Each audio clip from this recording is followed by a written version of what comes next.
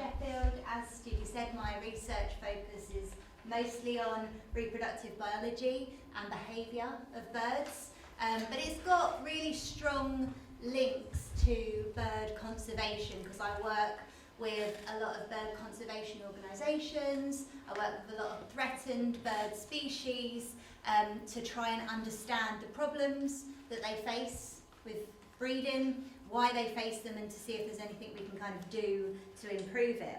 Now, I mentioned at the start that I've been working for the last kind of year and a half or so with Judith and Harriet on a project called For Every Bird a Nest. The name For Every Bird a Nest we actually borrowed from the title of an Emily Dickinson poem.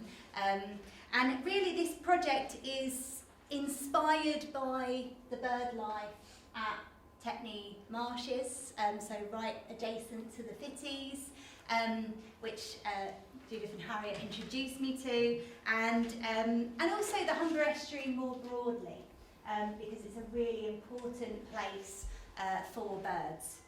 And the aim of that project is to, as I said, to kind of use creative arts to see the world from a bird's perspective, and I'll say a little bit more about the project in detail right at the end of this talk. But really what I want to do today, my main objective, is to share with you my love of birds and in particular their amazing eggs. So I'm going to highlight a few particular birds that we see here in the kind of Humber Estuary and particularly up on the marshes as well. But I am going to talk a lot about their eggs because I've been studying birds' eggs for about 15 years now, and I still, every time I look at an egg, I am filled with awe of how amazing they are. So kind of my main objective is to convince everyone here of how amazing they are as well. So they really are quite extraordinary. So I'm going to start off by telling you a little bit about how birds produce eggs. So in temperate breeding birds, which all the birds I'll talk to you about today are, the kind of trigger for the onset of breeding is all to do with the changes in day length that we see in spring. So increasing day length sets a kind of chain of events. The light penetrates actually the kind of thin bones in the skull of the bird, which is different because in mammals it's through the eyes, whereas in birds it's through thin bones in the skull, and that stimulates photoreceptors in the bird's brain, which in turn triggers the release of hormones, which in turn stimulates the growth of the gonads inside the bird's body. And amazingly, with seasonal breeding birds, that live for more than a year, this happens every single year. So it doesn't just happen once and then they've got their full reproductive system. It grows again every spring, and then at the end of the spring it reduces away, and this is kind of a space and weight saving strategy, particularly important in migratory birds. See lots of migratory birds here. They need to save as much weight as they can, so it's really important that they are not kind of carrying around a huge oviduct, huge ovaries when they're trying to fly thousands of miles across the world. So the female bird must develop her ovaries, and she must have her oviduct all ready to produce eggs just at the right time in the breeding season, and this is really energetically expensive. So she needs to eat lots of nutritious food in order to be able to do this, and getting enough energy is absolutely crucial. That's why we see these kind of resource-rich mudflats on the estuary packed with birds feeding, because they're such an important source of food for the birds and they really depend on them. It's also really important that this hard-earned nutrition isn't wasted. So really the birds ultimately want to be able to feed and then not waste that energy by having to fly away unnecessarily and so on. So there's always this kind of trade-off, I guess, between energy needed for reproduction and energy needed for the bird's own health and survival as well. So this is a kind of schematic diagram of the female bird's oviduct, and you can kind of see each stage of egg production depicted here. In reality, only one egg is ever in the oviduct at a time, but you can kind of see what's happening here at each stage as it comes down. So once the female's body has kind of reached sufficient condition to produce eggs, the first thing she needs to do is produce the yolk, and that happens in the follicles of the ovary. So she deposits lipids and proteins, everything that the embryo is going to need in order to grow. And this is all extracted from that food she consumes, again, kind of showing how important that nutrition is. A healthy egg will have a large, nutrient-rich yolk, and that's why that diet quality is absolutely crucial. So then once the yolk's deposited, it continues down the oviduct, and you can see here the yolk itself comes into the top of the oviduct. At that point, if the female is mated and if sperm are available in the oviduct ready to fertilise, that egg will be fertilised. But even if the egg isn't fertilised by sperm, it will still continue on. This is a bit different to mammals. In mammals, if an egg is not fertilised, it will be reabsorbed by the female's body, whereas in birds, that ovum will be kind of packaged up in an egg and externalised regardless of whether it's fertilised.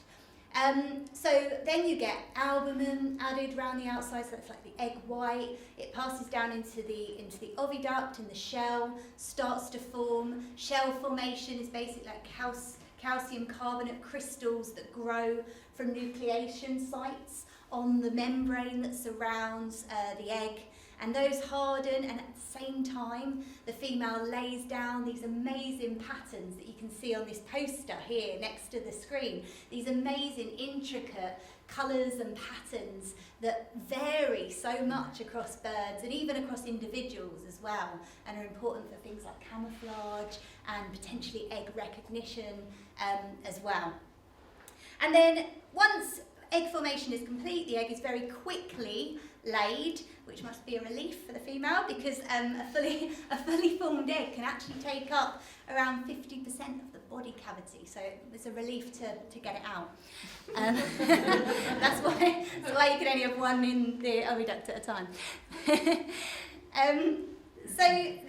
So there's so much more I could actually tell you about the wonders of eggs and their formation. In these brief few minutes, I hope I've kind of convinced you that they are truly an evolutionary marvel. In fact, the author and abolitionist Thomas Wentworth Higginson said this quote: "I think that if required on pain of death to name instantly the most perfect thing in the universe, I should risk my fate on a bird's egg." So I really like that, but I especially like it because I recently found out that Thomas Wentworth Higginson was a mentor of Emily Dickinson, who I found out after we named the project For Every Bird a Nest. And actually this quote also inspired a book that was written by my own mentor, Tim Birkhead, who's an ornithologist. He wrote a book about birds' eggs called The Most Perfect Thing. So, so it all tied together quite nicely. So, eggs may well be perfect, but they are also increasingly at risk. So egg hatching failure is one of the most common and significant reproductive problems that threatened birds face. Many eggs are lost due to things like damage or predation, and that predation might be by people or other animals, often other animals that have been brought more into proximity to birds' nests because of human activity. And across all birds, on average, about 10 to 15% of birds' eggs fail to hatch. And this is even beyond those that are predated. So these are eggs that fail for other reasons other than predation, so 10 to 15% on average hatching failure. In some threatened species, those rates are really, really high. So let's just take, for example, the black-tailed godwit. This is a bird that, a large wading bird that is frequently spotted feeding on those intertidal mudflats in the estuary here. The estuary is a really incredibly important overwintering site for these birds. I think it has about the 10th highest number of black-tailed godwit sightings in the whole of the UK. So, you know, a really important site. And the marsh as well is really important there as well, because these birds will come up to roost on the marsh at night time after kind of spending their day feeding out on the mudflats. Black-tailed godwits don't actually breed here though. The numbers of UK breeding black-tailed godwits declined massively in the 19th century until they were declared as a breeding bird extinct in the UK. And then this was mainly because their habitat became unsuitable. There was a lot of draining of wetlands, the wetlands that they really need in order to in order to breed successfully. So there was a kind of lack of suitable habitat. They were extinct here for over a century, and then in the 1930s, a small number of birds started breeding again, just a bit further down the east coast, actually near where Veronica is in near King's Lynn. And so their numbers have gradually, they've kind of been up and down, they've kind of gradually increased. It's still a very small and vulnerable population. They're red listed in the UK. They benefit from considerable protection from the RSPB and the WWT, but these birds are really struggling with egg hatching failure. So a huge number of their eggs are predated, and even aside from those, about 30% of all the rest of the eggs fail to hatch. Now, my research group has been working for about the last 3 years or so with the RSPB and the WWT to try and understand why those eggs fail. Our research has found that about half of all failed eggs fail just at the end of the incubation period. So when you open these eggs, you're literally finding a basically perfect looking, fully formed chick that should have hatched, that hasn't managed to escape out of the egg. So this is like a really particularly sad cause of hatching failure. And what we've shown is that in those eggs that fail at the late stage of development, the egg shells are about 10% thinner than those that do hatch. So there's a difference in terms of the eggshell quality of those that fail compared to those that succeed. And actually this is really crucial because the shell is really important for regulating gas exchange and water loss, which the embryo, it kind of needs to be perfectly balanced for the embryo. Now this little image here that you can see in the inset is a cross-section of the eggshell. And what we do with these cross-sections is that we kind of measure, we measure them under the microscope. We also use a range of different techniques to analyse the shell composition as well. And what we think is happening is that water loss in these thin-shelled eggs is happening too quickly across the incubation period. And the eggs are essentially desiccating, drying out, before the embryo has the chance to hatch. And one of the reasons we think this is likely to be the case is because the WWT actually take some of these eggs from wild nests and artificially incubate them and adapt the humidity inside the incubators really carefully, monitor water loss, adapt humidity, and get far better hatching success rates than we see in the wild. So we really think that this kind of adjustment of humidity is really important. Now, understanding the precise kind of underlying reasons for these shell thinning problems is really important for managing the breeding habitats of these birds. So that's something that we're working on now. Okay, so another large large wader that we see here in the Humber, and actually breeds on the Saltmarsh, Tetney marshes, is the redshank. So the redshank is really recognisable because they've just got these really bright legs. So if you're looking at the waders and you see these really bright, stunning legs, you know that you're kind of looking at a redshank. It's an amber listed species in the UK, but it is found widely across the estuary. Now, saltmarsh is a crucial habitat for this bird. They really favour the saltmarsh habitat, and they really need it in order to kind of survive and reproduce successfully. And saltmarsh is a habitat that's increasingly under threat. So it's really important that we conserve this environment for these birds. The other thing that these birds sometimes struggle with is kind of human disturbance, intentional or otherwise. So, for example, just something as simple as a dog running too close to a nest, because these species are ground nesting, might cause the parents to abandon the nest and leave unhatched chicks to perish inside cold eggs, basically, because they need the parents' warmth to keep developing.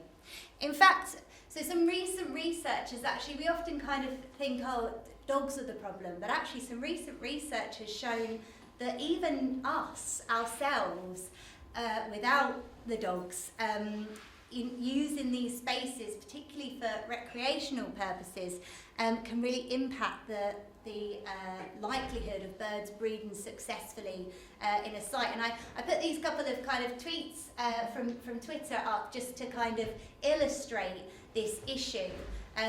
On the left, you can see this tweet by Alex Lees, who's an ornithologist.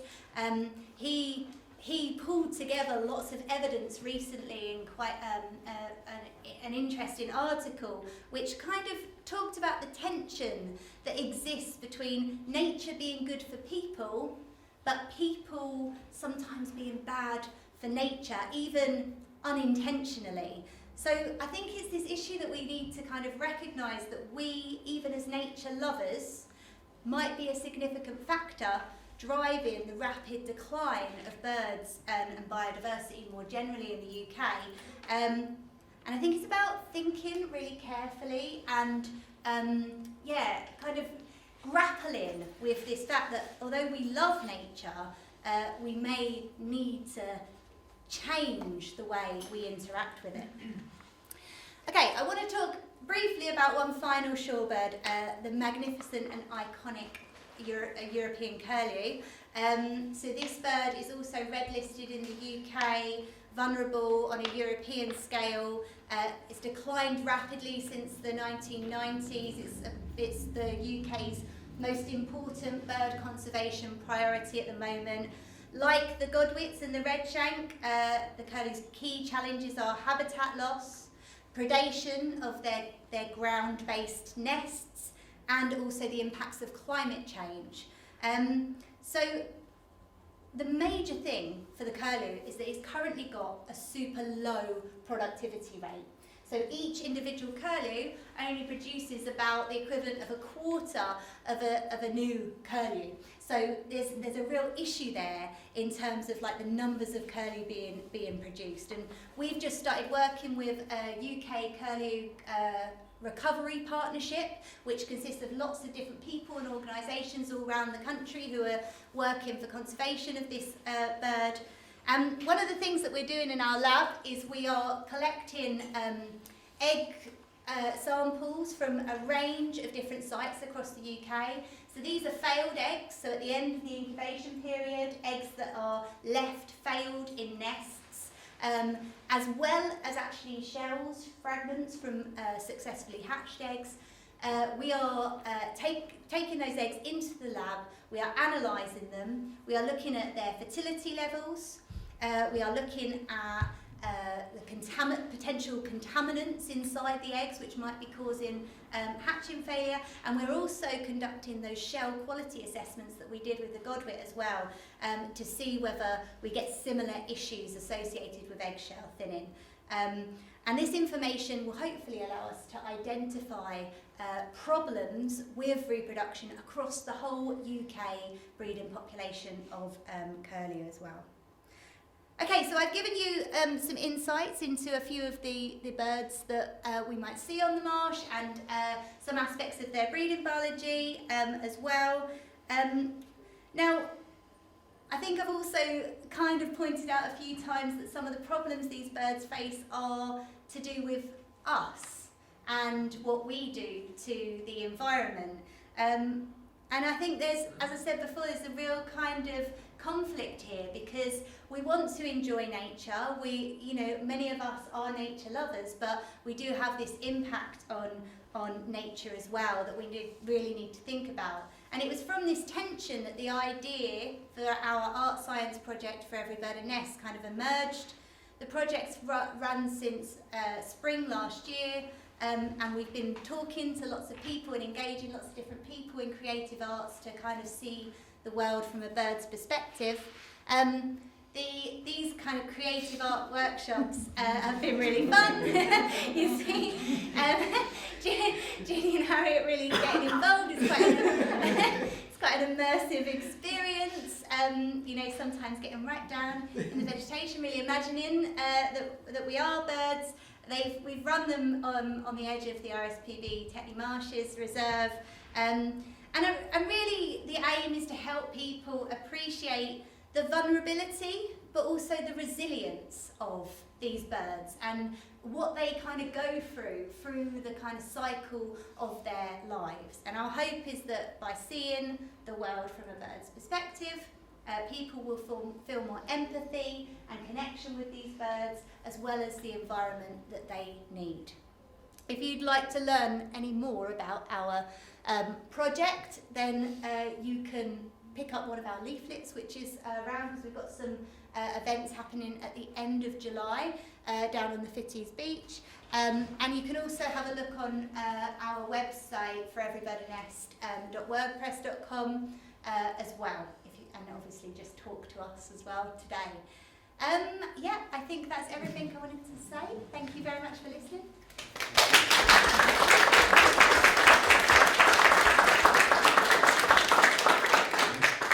Thank you so much, Nicola. And again, if anyone has now got a question that they'd like to ask Nicola right now, please do. And just as you were talking, I was thinking how even in the time I've got to know the Tetley Marshes and the Fitties, signage has changed. So that those people that know are much more aware not to go marching through the marshes. And there's a whole section near where the Louth Canal comes, the outfalls into the Humber Estuary, where you now really don't want to go and walk because it's redshank breeding area. So has anyone got anything they would like to ask? Yes, Philippa. I'd just like to ask whether you're looking at the impact of avian flu. It's because it's a man-made virus, basically. Yeah. So my group specifically isn't researching avian flu, but I have lots of colleagues that work specifically on seabirds, and currently avian flu is ravaging seabird population. So it's much more likely to affect colonial breeders, because when birds are in colonies, they're very kind of close packed together, so transmission rates are so high. So it's much more likely to affect like colonial breeding seabirds, and we're just seeing that. It's actually horrific what is happening.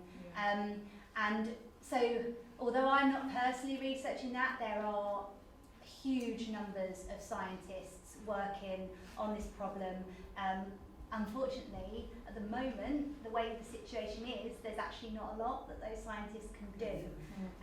You know, there's been some talk of various different options, but actually most of them are not feasible to implement.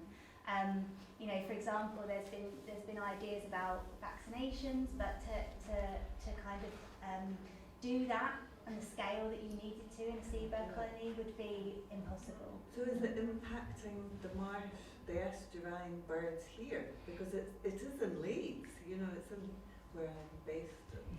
Yes. You know, all the decimation Yeah. from Orkney and Shetland right down the northeast coast. Yeah, so I haven't heard of any reports of it on the marsh birds here. But the problem is, so what you see is that in the places where birds are very densely packed in, you can see it very clearly because there's so many dead birds. But actually, when birds are kind of more spread out, it would be much easier to miss cases. So I don't think that, you know, just because there hasn't been a report of it doesn't mean it's not there. But the positive thing is that because the birds on the marsh are not all kind of packed together, breeding really closely, transmission rates will be a lot lower. So hopefully it will be easier for them to kind of escape infection. There's two questions. Do you think there's any connection between potentially river pollution and therefore estuary pollution and the issues you're seeing with egg production? Yeah, I do. Actually, that is one of the reasons why this year we've started trying to do these assessments of eggs that allow us to look specifically for pollutants and environmental contaminants in the eggs. And what we're actually trying to do is develop a method by which we can sample the egg shell, and from that we can have a profile of the different environmental contaminants that the bird is likely to have been exposed to, because obviously everything the mother is eating is getting put directly into the eggs. Now, previous research that has looked at environmental contaminants in birds' eggs has tended to use fresh eggs, so eggs have been taken obviously under license but from nests before they've developed, because a lot of the methods are designed for looking at kind of fresh yolk samples.